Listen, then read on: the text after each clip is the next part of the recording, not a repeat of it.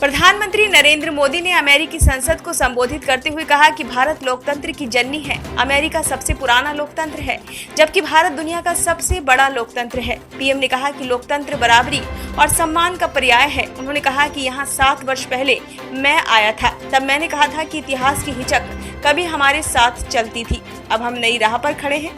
अब इस शताब्दी का नया आह्वान है। हमने लंबा सफर तय किया है। हमने दोस्ती की परख देखी है। 7 बरस पहले जब मैं आया था, तब से अब तक काफी कुछ बदला है, लेकिन भारत अमेरिका के बीच दोस्ती बरकरार है। पीएम मोदी ने कहा कि पिछले कुछ वर्षों में आर्टिफिशियल इंटेलिजेंस के मामले में कई बदलाव हुए हैं। इसी के साथ साथ एक और एआई यानी अमेरिका इंडिया के मामले में भी बड़े पैमाने पर बदलाव हुए हैं। लोकतंत्र की खूबसूरती लोगों के साथ सतत जुड़ाव, उनकी बातें सुनने और उन्हें महसूस करने में है। आज गुरुवार है। आप में से कई लोगों के लिए यात्रा का दिन है। मिस्टर स्पीकर, आपका काम तो बहुत मुश्किल है। मैं सब्र करने, दूसरों को मनाने और नीतियों के बीच संतुलन साधने के संघर्ष को समझ सकता हूँ। मुझे खुशी हो रही है कि आप दुनिया के 2 महान लोकतंत्र का जश्न मनाने के लिए आज यहाँ आए हैं। भारत में महिलाएं बेहतर भविष्य का नेतृत्व कर रही हैं। दुनिया में सबसे ज्यादा महिला पायलट भारत से हैं।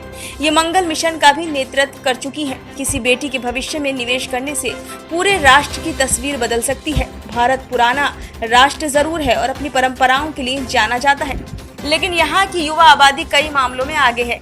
प्रधानमंत्री मोदी ने यूक्रेन संकट पर चिंता जताई। इसी के साथ साथ चीन और पाकिस्तान का नाम लिए बिना दोनों देशों पर निशाना साधा। उन्होंने कहा कि वैश्वीकरण का एक नुकसान ये हुआ है कि सप्लाई चेन सीमित हो गई है।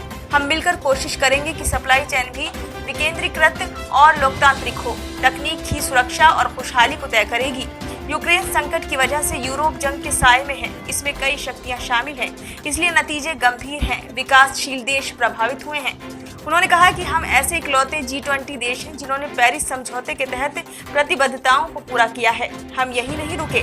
ग्लासगो समिट में मैंने मिशन लाइफ का जिक्र किया था। आज भारत और अमेरिका समुद्र से लेकर अंतरिक्ष तक कारोबार, कृषि, वित्त, कला और एआई, स्वास्थ्य सेवा में मिलकर काम कर रहे हैं। भारत अमेरिका के बीच सहयोग की गुंजाइश असीमित है। सिर्फ स्पेलिंग बी में नहीं, भारतीय अमेरिकी हर क्षेत्र में अच्छा काम कर रहे हैं।